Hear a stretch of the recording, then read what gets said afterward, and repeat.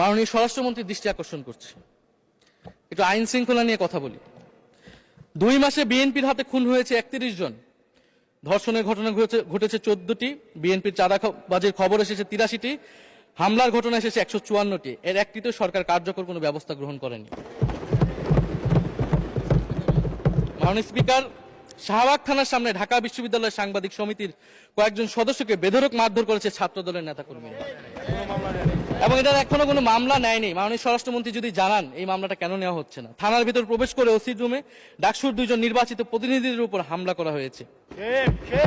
মাননীয় স্পিকার, ঢাকা বিশ্ববিদ্যালয়ের সাংবাদিক সমিতি, মাননীয় স্পিকার আপনি জানেন আপনি ঢাকা বিশ্ববিদ্যালয়ের ছাত্র মহসিন হলের, আমিও মহসিন হলের ছাত্র। মাননীয় স্পিকার, ঢাকা বিশ্ববিদ্যালয়ের সাংবাদিক সমিতির একটা বড় ভূমিকা আছে বাংলাদেশের গণতান্ত্রিক আন্দোলনগুলোতে, আমাদের বিশ্ববিদ্যালয়ের গণতান্ত্রিক আন্দোলনগুলোতে। মাননীয় স্পিকার, মাজার হামলা নিয়ে কিছু কথা বলতে চাই। এই সরকারের আমলেও আমরা দেখলাম যে কুষ্টিয়ায় মাজারে হামলা করে একজনকে হত্যা করা হয়েছে। মাননীয় স্পিকার, এটা আমরা নিন্দা এবং প্রতিবাদ জানাই।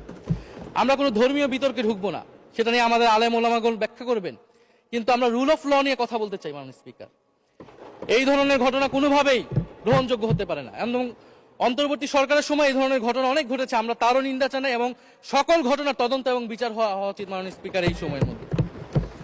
মাননীয় স্পিকার, জঙ্গিবাদ নিয়ে নতুন করে কথা আসছে, সরকারের প্রতি অনুরোধ থাকবে আপনারা একটু সমন্বয় করে বক্তব্য দিন।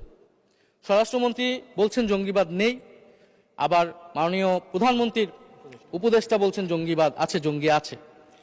তো ওনাদের বক্তব্যটা পরিষ্কার হলে আমরাও এই বিষয়ে আমাদের অবস্থান বা বক্তব্যটা পরিষ্কার করতে পারবো। তবে একটা জিনিস, যে জঙ্গিবাদের বিরুদ্ধে আমাদের জিরো টলারেন্স। মাননীয় স্পিকার, এটা বাংলাদেশের সিকিউরিটি প্রশ্ন, এবং এটা সরকার এককভাবে ডিল করতে পারবে না, এটা জাতীয় ঐক্য লাগবে, এবং সরকারকে আমরা সর্বাত্মকভাবে সহযোগিতা করবো এই বিষয়ে। তবে বিগত আমলের মতো এবং ওয়ারেন্ট টেররের প্রজেক্ট হিসেবে যাতে বাংলাদেশে কোনো জঙ্গিবাদের নাটক না হয় মাননীয় স্পিকার, এটাও আমাদের